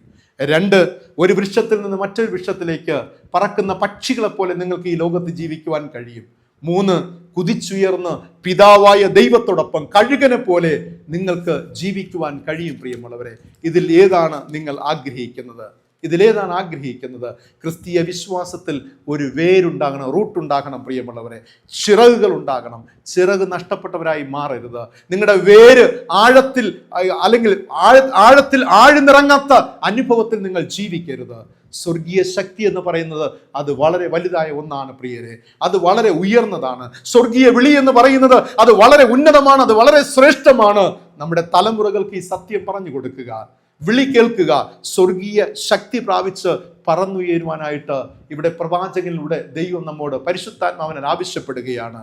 നിങ്ങളുടെ നില ഏതുമാകട്ടെ, നിങ്ങളുടെ സ്ഥിതി ഏതുമാകട്ടെ, നിങ്ങളുടെ സാഹചര്യങ്ങൾ ഏതുമാകട്ടെ, നിങ്ങളുടെ അനുഭവങ്ങൾ എന്തുമാകട്ടെ, ദൈവത്തിന്റെ ശാശ്വതമായ ആശ്വാസം കണ്ടെത്തിയത് പ്രാപിച്ചെടുക്കുക. ദൈവത്തിന്റെ ശാശ്വതമായ വചനത്തിൽ ഉറച്ചു നിൽക്കുക. ദൈവത്തിന്റെ ശാശ്വതമായ ശക്തിയിൽ ആശ്രയിച്ച് എപ്പോഴും കുതിച്ചുയരുവാൻ തക്കവണ്ണം ശക്തിയുള്ളവരായി ബലമുള്ളവരായി മാറുക. അപ്രകാരമായി തീരുവാൻ ദൈവത്തിന്റെ പരിശുദ്ധാത്മാവ് നമ്മെ ഓരോരുത്തരെയും സഹായിച്ച് അനുഗ്രഹിക്കുമാറാകട്ടെ. ആമീൻ. ഇന്നത്തെ ചോദ്യം ഇതാണ്: ദൈവത്തിനായി കാത്തിരിക്കുന്നവർ ഏതിനെ പോലെ ചിറകടിച്ച് ഉയരുമെന്നാണ് വേദപുസ്തകം പറഞ്ഞിരിക്കുന്നത്. ദൈവത്തിനായി കാത്തിരിക്കുന്നവർ ഏതിനെ പോലെ ചിറകടിച്ച് ഉയരുമെന്നാണ് വേദപുസ്തകം പറഞ്ഞിരിക്കുന്നത്. നിങ്ങളുടെ വിലയേറിയ ഉത്തരങ്ങൾ കമന്റ് ബോക്സിൽ രേഖപ്പെടുത്തുക. ദൈവത്തിന്റെ പരിശുദ്ധാത്മാവ് നിങ്ങളെ സമൃദ്ധിയായി അനുഗ്രഹിക്കുമാറാകട്ടെ. ആമീൻ. കണ്ണുകളടയ്ക്കാം. നമ്മുടെ ദൈവത്തോട് നമുക്ക് പ്രാർത്ഥിക്കാം. സ്നേഹസമ്പന്നനായ സ്വർഗീയ പിതാവാം നല്ല ദൈവമേ, നിങ്ങളുടെ ജീവിതത്തിൽ നൽകിയിരിക്കുന്ന അവസരങ്ങൾക്കായി സ്തോത്രം ചെയ്ത പിതാവേ, ഒരുപാട് അവസരങ്ങൾ കർത്താവേ. ആമീൻ. കർത്താവേ, ആത്മാവ് നൽകിയ, ബലം നൽകിയ, ജീവിതം നൽകിയ, ദൈവത്തോടൊപ്പം വസിക്കുവാൻ, ദൈവത്തിൽ ജീവിക്കുവാൻ ഞങ്ങൾ ശേഷം മറ്റ് കോഴിക്കുഞ്ഞുങ്ങളെ പോലെ അല്ല, പക്ഷിക്കുഞ്ഞുങ്ങളെ പോലെ അല്ല ഞങ്ങൾ പകർന്നിരിക്കുന്നത്.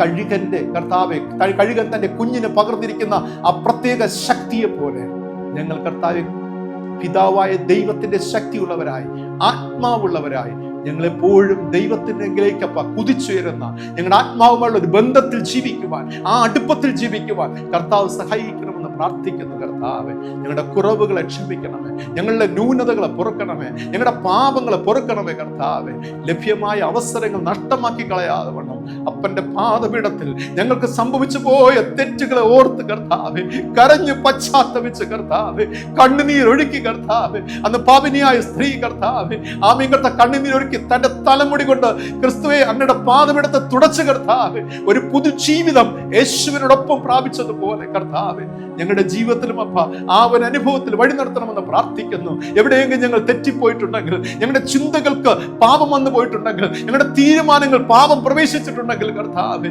ദൈവമായ കർത്താവെ, അവിടെ ഞങ്ങളെ ആശ്വസിപ്പിക്കണമേ, അവിടെ ഞങ്ങൾ ധൈര്യപ്പെടുത്തണമേ, വചനത്താൽ പുതുക്കണമേ. കർത്താവെ, അങ്ങ് നൽകിയിരിക്കുന്ന ശക്തിയിലപ്പ ഞങ്ങൾ കർത്താവ് കഴുകൻ കുഞ്ഞുങ്ങളെ പോലെ ചിറകടിച്ച് കർത്താവെ കുതിച്ചുയരുന്ന അനുഭവത്തിൽ വഴി നടത്തണമെന്ന് പ്രാർത്ഥിക്കുന്നു. തിരുവചനം ശ്രമിച്ച എല്ലായിടത്തെ മക്കളെയും യേശുവേ അങ്ങയുടെ നാമത്തിൽ അനുഗ്രഹിച്ച് പ്രാർത്ഥിക്കുന്നു. ദൈവികാത്മാവിനെ കാത്തുകൊള്ളണമേ, ശക്തിയാൽ പുതുക്കണമേ, ഓരോ ജീവിതങ്ങൾക്ക് കുടുംബങ്ങൾക്ക് നന്മ നൽകണമേ. അപ്പ ഞങ്ങൾ തന്നെ മുറ്റുമായി സമർപ്പിക്കട്ടെ നാഥ. അവിടെ ഞങ്ങൾ തിരഞ്ഞെടുത്തുവല്ലോ, അവിടെ ഞങ്ങളെ വിളിച്ചല്ലോ, സ്വർഗീയ വിളിക്ക് ഓഹരിക്കാരാക്കിയല്ലോ. ആ നന്മകൾക്കായി സ്തോത്രം പൂർണ്ണമായി സമർപ്പിക്കുന്നു.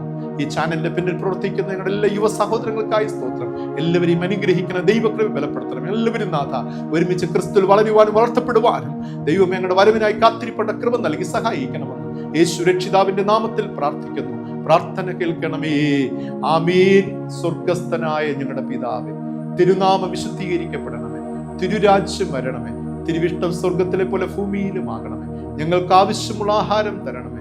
കടക്കാരോട് ഞങ്ങൾ ക്ഷമിച്ചിരിക്കുന്നത് പോലെ ഞങ്ങളുടെ കടങ്ങളും ഞങ്ങളോട് ക്ഷമിക്കണമേ. ഞങ്ങളെ പരീക്ഷയിൽ കിടത്താതെ ദുഷ്ടങ്ങളിൽ നിന്ന് വിടുവിക്കണമേ. രാജ്യവും ശക്തിയും മഹത്വവും എന്നേക്കും അങ്ങേക്കുള്ളതാകുന്നുവല്ലോ. ആമീൻ. വിശ്വാസത്തോടെ ആശീർവാദം കൈക്കൊള്ളും. നമ്മുടെ കർത്താവും രക്ഷിതാവുമായ യേശു മിശിഹായുടെ കൃപയും പിതാവായ ദൈവത്തിന്റെ സ്നേഹം പരിശുദ്ധാത്മാവാം ദൈവത്തിന്റെ കൃപ, അനുഗ്രഹം, കാവൽ, നന്മ, വാഴ്വ്, സമാധാന, സന്തോഷം നാം ഏവരോടും ഇന്നും വന്ന് സദാകാലം കൂടിയിരിക്കുമാറാകട്ടെ. ആമേൻ, ആമേൻ, ആമേൻ.